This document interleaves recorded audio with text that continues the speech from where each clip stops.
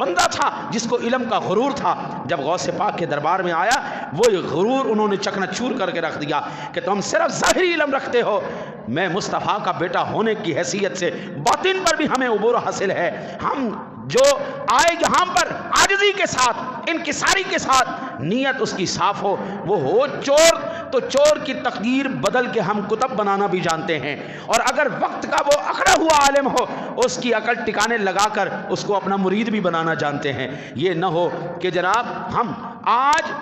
یہ کوئی لسوڑی شاہ بن گیا، کوئی بسوڑی شاہ بن گیا، کوئی اٹ پیر بن گیا، کوئی وٹا پیر بن گیا، کوئی کتا پیر بن گیا، اور پھر وہ جتنے جاہل زمانے کے اکٹھے ہوتے ہیں ان کے گرد وہ کہتے ہیں جی لو جی یہ دیکھو جی یہ سنی کر رہے ہیں، یہ دیکھو جی یہ سنی کر رہے ہیں۔ ہاں جی، او بھائی جاہلوں کو تم نے سنی بنا کے رکھ دیا ہے، سنی یہ جاہل ان کو تم سنی بناؤ گے جن کا اسلام کے ساتھ کوئی تعلق نہیں۔